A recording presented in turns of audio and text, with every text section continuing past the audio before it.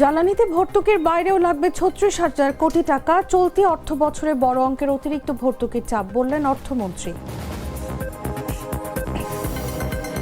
সায়দাবাদ এলাকায় অবৈধ বাস কাউন্টারে মোবাইল কোর্ট অভিযান, যাত্রীদের স্বস্তি, কর্মসংস্থান ও বিকল্প ব্যবস্থার দাবি বাস মালিকদের। যুদ্ধবিরতির পর জ্বালানি সরবরাহ স্বাভাবিক হওয়ার ইঙ্গিত। এলএনজি এলপিজি নিয়ে ১৫ এপ্রিলের মধ্যে আসছে ৫ জ্বালানি জাহাজ। লেবাননে হামলা বন্ধ না হলে কোনো আলোচনায় অংশ নেবে না ইরান, জানালো তেহরান। যুক্তরাষ্ট্রের সঙ্গে বৈঠকের আগে কঠোর অবস্থান। এবং মেসির পুরনো গোল দেখে অনুপ্রাণিত আলভারেজ ফ্রি কিকেই জাল কাঁপালেন বার্সার বিপক্ষে।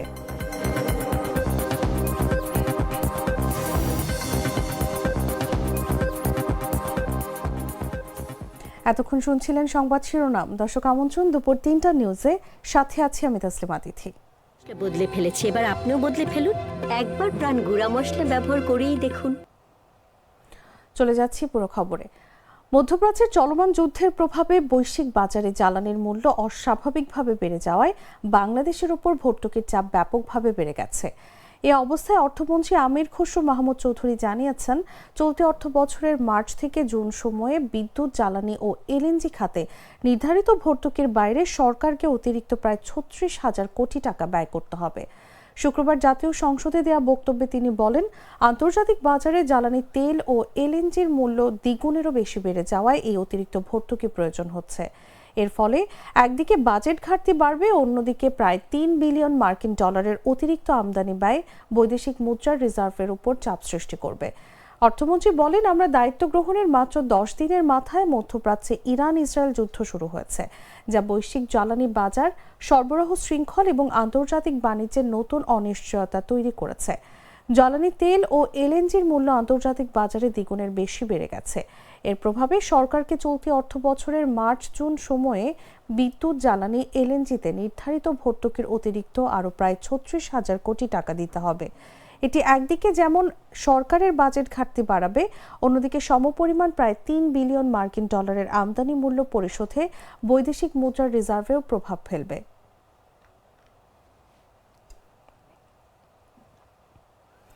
রাজধানী সায়দাবাদ এলাকায় দীর্ঘদিন ধরে রাস্তার পাশে গড়ে ওঠা অবৈধ বাস কাউন্টার যানজট ও যাত্রী ভোগান্তির বড় কারণ হয়ে দাঁড়িয়েছে। এসব কাউন্টার সরাতে নোটিশ দেওয়ার পরও নির্দেশনা না মানায় ঢাকা দক্ষিণ সিটি কর্পোরেশন মোবাইল কোর্ট পরিচালনা করে কয়েকটি কাউন্টার সিলগালা করেছে। অভিযানে অনেক যাত্রী স্বস্তি প্রকাশ করেছেন। তাদের আশা, অবৈধ কাউন্টার অপসারণ হলে যানজট কমবে এবং ভোগান্তি দূর হবে। তবে বাস মালিকদের দাবি, এই অভিযানের ফলে অনেক কর্মচারী বেকার হয়ে পড়ার শঙ্কা তৈরি হয়েছে, তাই বিকল্প ব্যবস্থা জরুরি। আর পুলিশ বলছে, অবৈধ কাউন্টারগুলোকে নির্ধারিত টার্মিনালে স্থানান্তর করাই এই অভিযানের মূল লক্ষ্য। বিস্তারিত আব্দুল্লাহ আল কাউসারের রিপোর্টে।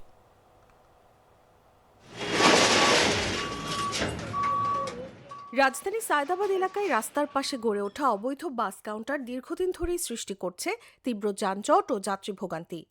এসব কাউন্টার সরাতে নোটিশ দেওয়ার পরও নির্দেশনা না মানায় মোবাইল কোর্ট পরিচালনা করে কয়েকটি কাউন্টার সিলগালা করেছে ঢাকা দক্ষিণ সিটি কর্পোরেশন। তখন কিন্তু কথা বলতে পারবেন না যে আমাদের উপর জুলুম করা হয়েছে, ঠিক আছে না? আপনাকে আমরা সময় দিচ্ছি। স্যার আমার কিন্তু স্যার বাড়ি আমি স্যার আমি কিন্তু ট্যাক্স পে করি স্যার। বাড়ির মতো তো এটা দিতেই পারেন না।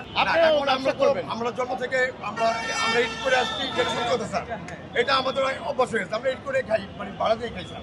প্রশাসনের এমন অভিযানে স্বস্তি প্রকাশ করেছেন অনেক যাত্রী। তাদের আশা, অবৈধ কাউন্টার অপসারণ করা গেলে সায়দাবাদ এলাকায় যানজট কমার পাশাপাশি কমবে যাত্রীদের ভোগান্তিও। কাউন্টার রাস্তার উপরে টেবিল নিয়ে নিয়ে বসে, আবার রাস্তার পাশে আছে, এগুলো কোনো স্থায়ী কোনো কাউন্টার না। এখানে একটা দালাল চক্র কাজ করে, দালাল চক্রের মাধ্যমে আমাদের যে প্যাসেঞ্জার আছে ওনারা আবার প্রতারিত হয়। 500 টাকার ভাড়া 600 টাকা, 600 টাকার ভাড়া 1000 টাকা পৌঁছে নেয়। সেক্ষেত্রে এখানে অস্থায়ী কাউন্টার না করে কোনো একটা জায়গায় নির্দিষ্ট সুন্দর করে একটা স্থায়ী কাউন্টার দিলে এটা যাত্রীর জন্য সুবিধা হবে। যদি একটা নির্দিষ্ট স্থানে করে দেয় এবং যাত্রীরা যেতেও সুবিধা, এবং ভাড়াটা ধরো লোকাল ভাড়াটা একটা ফিক্স, ডাইরেক্ট ভাড়াটা আরেকটা ফিক্স, এবং যাত্রী বসার একটা স্থান, ওয়াশরুম, এগুলো সব কিছু যদি সেটিং করে তাহলে যাত্রীর জন্য অবশ্যই সুবিধা হয়। তবে ভুক্তভোগী বাস মালিক পক্ষ বলছেন, এই অভিযানের ফলে অনেক কর্মচারী বেকার হয়ে পড়বেন, তাই বিকল্প ব্যবস্থা নিশ্চিত করার দাবি জানিয়েছেন তারা। এখন আমরা কোথায় যাবো বলেন? আমরা হলাম শ্রমিক মানুষ, আমাদের নিজেদের ব্যবসা বাণিজ্য, কাউন্টারে ব্যবসা। এখন তো এখানে বন্ধ করে দেয়, তাহলে আমাদের রিজিক হাত দিছে, আমাদের কিছুই বলার নাই। কারণ জোর যার বিচার আল্লাহ করবো। এই দেখেন সবাই শ্রমিক, লক্ষ লক্ষ শ্রমিক বেকার। এখন কেউ চিন্তাই করবো, কেউ ডাকাতি করবো, কেউ হলে বাবার ব্যবসা করবো। আমরা শ্রমিক, আমরা কর্ম করে খাই, আমাদের এখানে হাত দেয়, তাহলে আমাদের কোনো অপশন নাই। পুলিশের পক্ষ থেকে বলা হচ্ছে, অবৈধ বাস কাউন্টারগুলোকে নির্ধারিত টার্মিনালে স্থানান্তরের নির্দেশ দেওয়া হয়েছে। যাত্রীদের ভোগান্তি কমানো এবং যানজট নিরসনে এই অভিযান পরিচালনা করা হচ্ছে। তো এই যানজট নিরসনের জন্য মূলত এই বাস কাউন্টারগুলোকে টার্মিনালের ভিতরে নেওয়ার যে প্রক্রিয়া, এটা বেশ কিছুদিন আগে শুরু হয়েছে।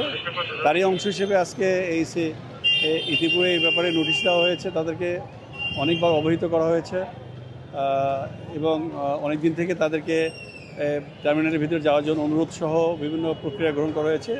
সর্বশেষ গতকাল থেকে যেটা শুরু হয়েছে যে আমাদের অবৈধ যে কাউন্টারগুলো আছে এগুলি সিলগালা করা হচ্ছে।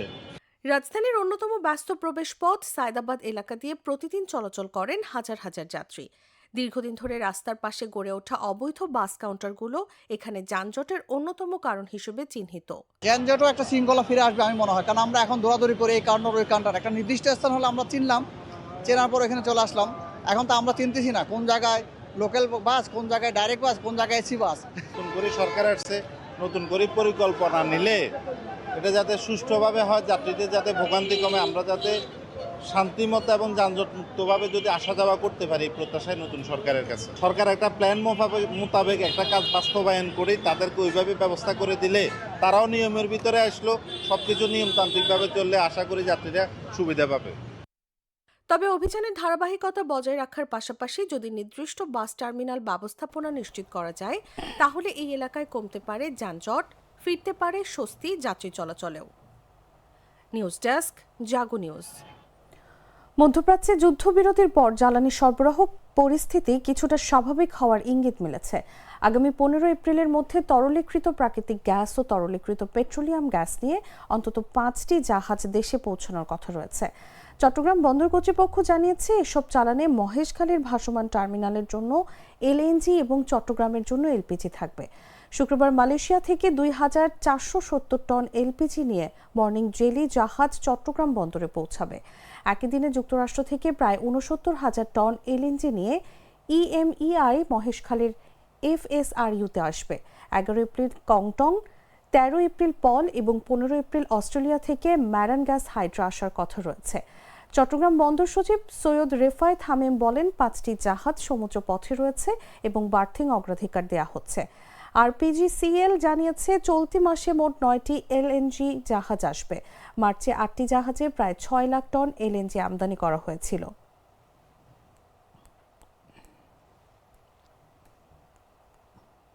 একাকার হয়ে ওঠা প্রাণ লেয়ার সম্পর্কের মিষ্টি ম্যাজিক।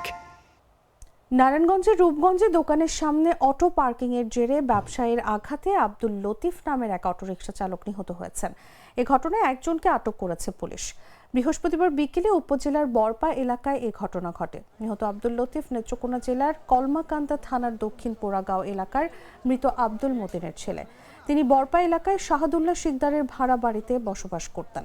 আটককৃত জসিম মুন্সিগঞ্জ জেলার টঙ্গিবাড়ি থানার আদাবাড়ির এলাকার জাহাঙ্গীর মুন্সির ছেলে। পুলিশ ও স্থানীয় সূত্রে জানা গেছে, বৃহস্পতিবার বিকেলে ঢাকা সিলেট মহাসড়কের রূপগঞ্জের বরপা এলাকায় অটোরিকশা রাখাকে কেন্দ্র করে টায়ার দোকান মালিক জসিমের সঙ্গে চালক আব্দুল লতিফের বাগবিতণ্ডা হয়।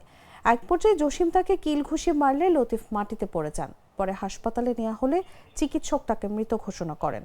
ঘটনার পর স্থানীয়রা দোকানি জসিমকে আটক করে পুলিশের কাছে সোপর্দ করে। রূপগঞ্জ থানার এসআই নাজিমউদ্দিন জানান, মরদেহ ময়নাতদন্তের জন্য পাঠানো হয়েছে এবং আটক জসিমকে জিজ্ঞাসাবাদ চলছে।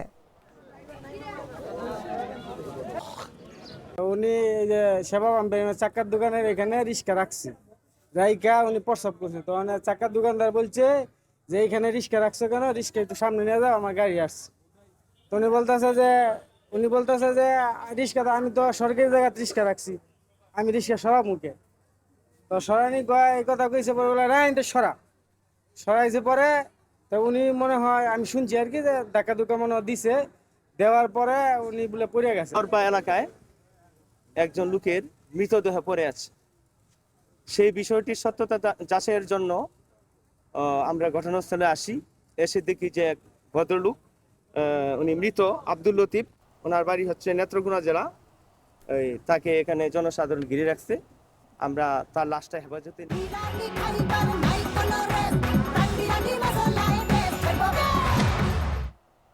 জানাবো আন্তর্জাতিক সংবাদ।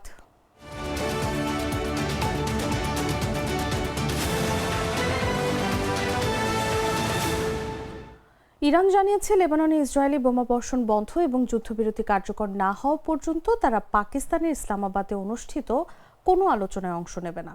শুক্রবার যুক্তরাষ্ট্রের সঙ্গে শান্তি আলোচনার আগে ইরানের পক্ষ থেকে এই অবস্থান জানানো হয়। ফার্স্ট নিউজ এজেন্সি এক অজ্ঞাত সূত্রের বরাতে জানায়, ইরানি আলোচক দল এখনও ইসলামাবাদে পৌঁছায়নি এবং যুক্তরাষ্ট্রের আলোচনায় যোগ দেওয়ার কোনো পরিকল্পনাও নেই। ইরান পাকিস্তানকে জানিয়েছে লেবাননে যুদ্ধবিরতি নিশ্চিত না হলে তারা কোনো বৈঠকে অংশ নেবে না। তবে দ্য ওয়াল স্ট্রিট জার্নাল দাবি করেছিল ইরানি প্রতিনিধি দল ইসলামাবাদে পৌঁছেছে, যা ইরানি গণমাধ্যম অস্বীকার করেছে। ইরানের পররাষ্ট্র মন্ত্রণালয় বলেছে, আলোচনার শর্ত হলো লেবানন সহ সব ফ্রন্টে যুদ্ধ বন্ধে যুক্তরাষ্ট্রের প্রতিশ্রুতি। এদিকে লেবাননে ইসরায়েলি হামলা অব্যাহত রয়েছে বলে জানা গেছে। ২রা মার্চ থেকে এখন পর্যন্ত ১,৭৩৯ জন নিহত এবং ৫,৫০০-এর বেশি আহত হয়েছে। ৮ এপ্রিলের যুদ্ধবিরতির পরও বিমান হামলায় ২৫৪ জন নিহত হয়। পরিস্থিতি নিয়ে আন্তর্জাতিক পর্যায়ে উদ্বেগ বাড়ছে।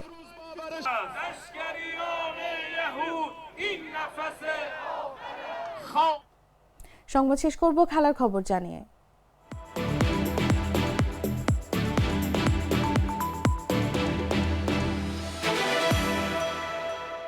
বার্সেলোনার বিপক্ষে অ্যাটলেটিকো মাদ্রিদের ২-০ গোলের জয়ে জাদুকরী ফ্রি কিক গোল করে আলোচনায় এসেছেন আর্জেন্টাইন ফরওয়ার্ড জুলিয়ান আলভারেজ। ম্যাচে হাফ টাইমের ঠিক আগে নেওয়া সেই গোলের পেছনে নিজের অনুপ্রেরণা হিসেবে লিওনেল মেসিকে স্মরণ করেন তিনি।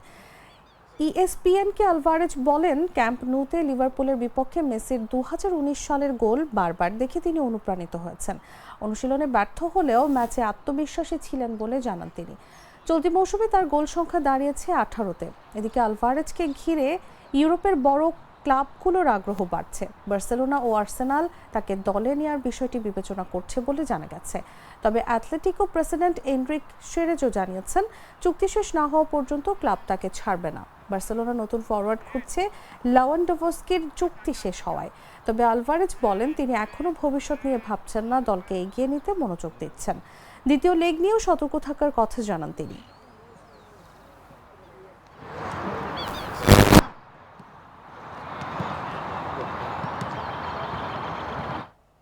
দর্শক, সংবাদ শেষ করার আগে শিরোনামগুলো জানিয়ে দিচ্ছি আরও একবার।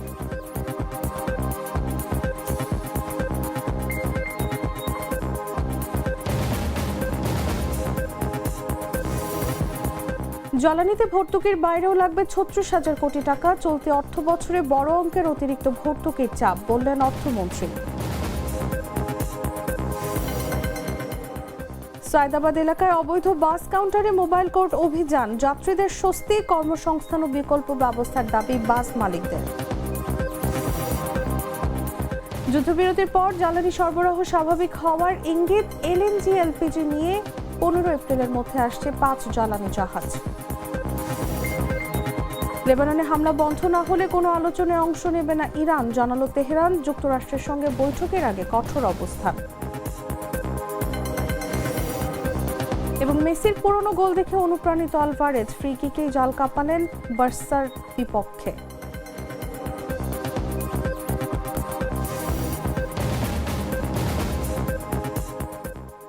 দর্শক, এই ছিল এখনকার মতো। এরপর দেখবেন বিকেল ৫টার দেশ জুড়ে সংবাদ।